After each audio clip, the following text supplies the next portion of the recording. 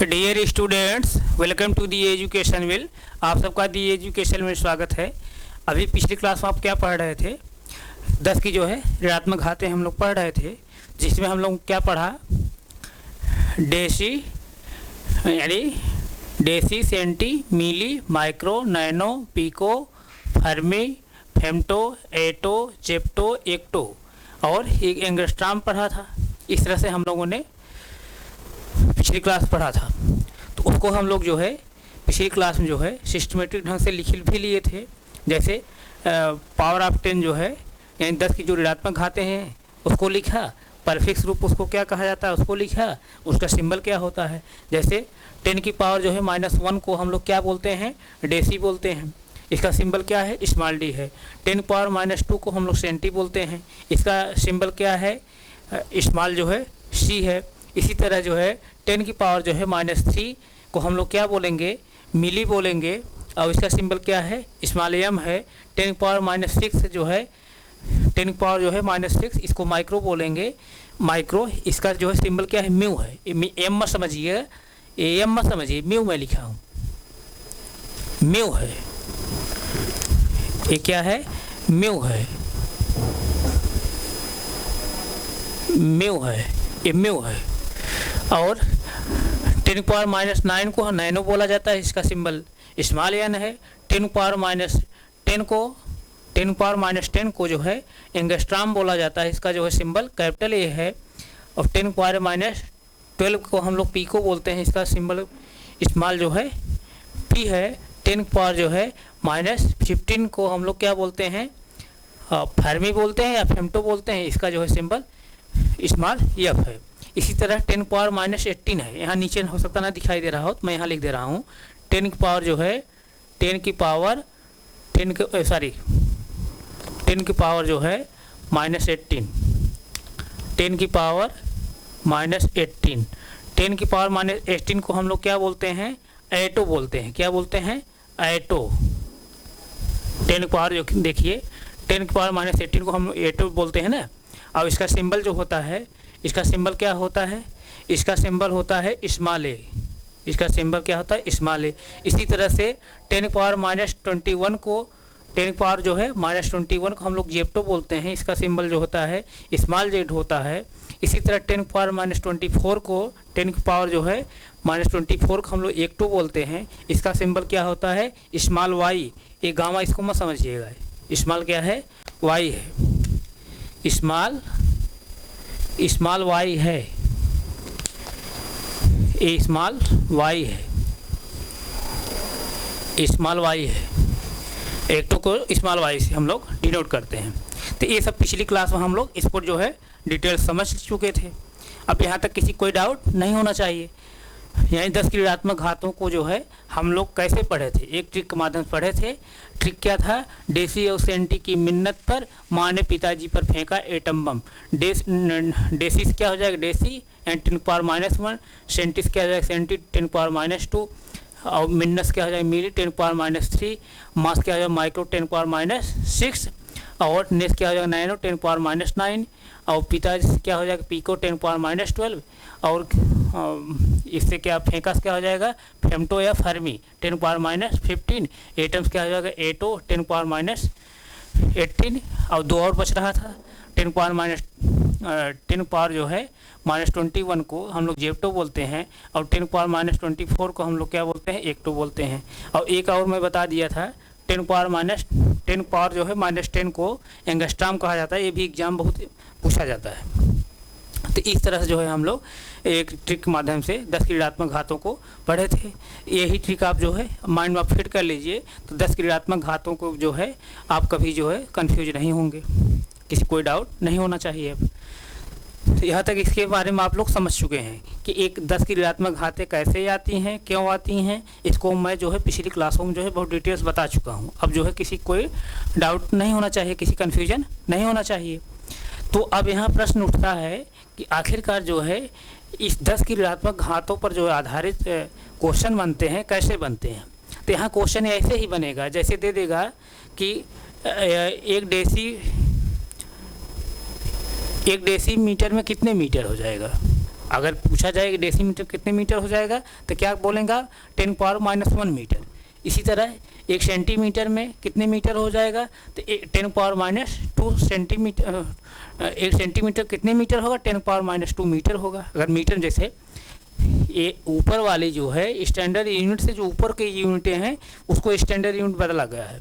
Standard unit का स्थान आप क्या लेंगे, मीटर भी लेंगे, ग्राम भी लेंगे, लीटर भी लेंगे, सेकंड लेंगे, इस तरह जो भी लेना चाहें आप लेंगे। तो ऊपर स्टैंडर्ड यूनिट्स जो ऊपर के यूनिटें हैं उनको किस में बदला गया है, स्टैंडर्ड यूनिट बदला गया है। तो 1 डेसी अगर हम मीटर बदलना चाह रहे हैं तो 1 डेसीमीटर कितने मीटर होगा 10⁻⁻1 मीटर होगा। 1 सेंटीमीटर कितने मीटर होगा 10⁻2 मीटर होगा। एक जो है मिलीमीटर में कितने मीटर होगा तो क्या बताएंगे आप 10⁻3 मीटर होगा। इसी तरह हम अगर कहें कि 1 डेसीग्राम में कितने ग्राम होगा 10⁻1 ग्राम होगा। 1 सेंटीग्राम में कितने ग्राम होगा 10⁻2 ग्राम होगा। अगर 1 मिलीग्राम हम कहें कितने ग्राम होगा तो क्या होगा 10⁻3 ग्राम होगा। इसी तरह हम अगर कहें कि लीटर में यानी 1 डेसीलीटर में कितनी लीटर होगा तो 10⁻1 डेसीलीटर। 1 डेसीलीटर में कितने लीटर होगा 10⁻1 लीटर। 1 सेंटीलीटर में कितने लीटर होगा 10⁻2 लीटर। 1 मिलीलीटर में कितने लीटर होगा 10⁻3 लीटर। इस तरह से होगा। इसी तरह जैसे हम कहें सेकंड में, जैसे हम कहें कि एक जो है माइक्रो सेकंड कितने सेकंड होगा तो क्या कहेंगे 1 माइक्रो सेकंड में 10⁻6 सेकंड होगा। इस तरह से हम कहेंगे। तो इस तरह से हम बदलेंगे। इस तरह से क्वेश्चन आपको मिलेगा एग्जाम में। तो इस पर आधारित जो है कैसे क्वेश्चन बनते हैं, कुछ क्वेश्चन जो है यहाँ पर हम लोग और भी कर लेते हैं। तो यहाँ तक किसी कोई डाउट नहीं हुआ है ना, किसी डाउट नहीं हुआ है। तो आइए जो है इस पर आधारित हम लोग कुछ क्वेश्चन देखते हैं कैसे जो है इस पर आधारित क्वेश्चन कुछ बनते हैं, उसको समझने की कोशिश करिए।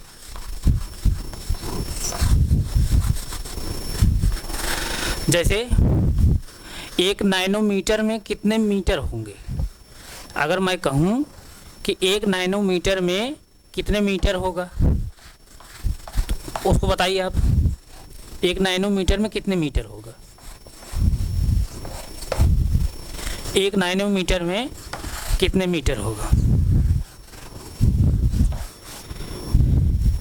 1 नैनोमीटर में कितने मीटर होगा। यानी क्वेश्चन क्या है कि 1 नैनोमीटर में कितने मीटर होगा, कितना मीटर होगा। 1 नैनोमीटर में कितना मीटर होगा तो नैनोमीटर बदला जा रहा है ना। तो 1 नैनोमीटर कितना मीटर होगा 10⁻⁹ मीटर। आप यहाँ देख सकते हैं।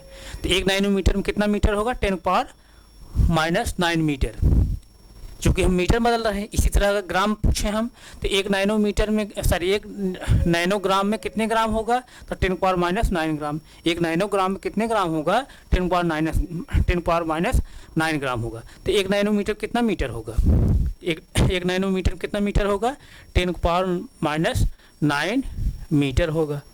इस तरह से 1 नैनोमीटर में कितना मीटर होगा 10⁻⁹ मीटर होगा। अगर यही हम कहें कि 1 मीटर में, ध्यान दीजिए, अगर क्वेश्चन के घुमा दें यही उल्टा कर दें कि 1 मीटर में कितने नैनोमीटर होगा। 1 मीटर में कितने नैनोमीटर होगा, कितने नैनोमीटर होगा, कितने नैनोमीटर होगा। 1 मीटर में कितने नैनोमीटर होगा। तब यहाँ से कैसे निकालेंगे। तो 1 मीटर में जो है 1 नैनोमीटर में 10 के, ध्यान दीजिए जैसे अभी यहाँ बताया हूँ ना कि 1 नैनोमीटर में अभी क्या आया 1 नैनोमीटर में 10 के घाते -9 मीटर है। अब पूछ रहा है कि 1 मीटर में कितने नैनोमीटर होगा। तो अब 1 नैनोमीटर में 10 के घाते -9 मीटर है। अब 1 मीटर में हमको निकालना है 1 मीटर में कितने नैनोमीटर होगा। तो हम क्या करेंगे यहाँ पर मीटर यहीं रहने देंगे। अब इसको हम इधर ले जाएंगे, क्या हो जाएगा 1/10⁻⁹ नैनोमीटर। अब यहाँ क्या रहेगा, यहाँ 10⁻⁹ इधर चला गया, भाग पड़ गया, तो यहाँ क्या बचा है 1 बचा है। यानी 1 मीटर बराबर क्या होगा 1/10⁻⁹ नैनोमीटर। अब इसकी जो है नीचे जो है 10⁻⁹ है, नीचे जो है नीचे क्या है 1/10⁻⁹ है। अब 10⁻⁹ 10 पावर जो है -9 को हम ऊपर ले जाएं क्या हो जाएगा। तो यहाँ पर जो है इसकी घात जो है ऋणात्मक है तो ऊपर जाएगी घात क्या हो जाएगी धनात्मक हो जाएगी।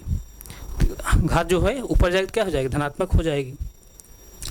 तो क्या हो जाएगी, धनात्मक हो जाएगी। तो यहाँ से हम क्या लिखेंगे तब, तो इसको हम क्या लिख सकते हैं, 10 पावर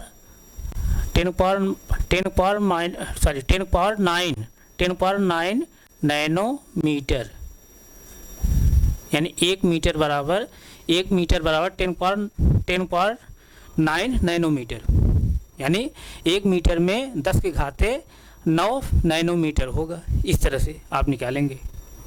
यहाँ तक किसी कोई डाउट है? नहीं डाउट है, नोट करिए यहाँ तक।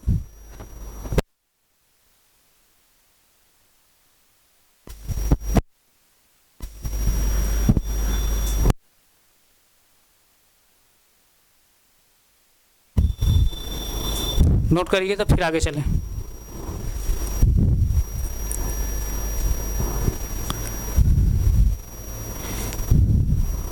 नोट हो गया? तो हम अभी जो है थोड़ा सा क्लास हम यहीं तक रख रहे हैं, आगे फिर हम अभी कंटिन्यू कर रहे हैं। थोड़ा कुछ टेक्निकल जो है, टेक्निकल इश्यू जो है, हम यहीं रोक रहे हैं क्लास को। Thank you.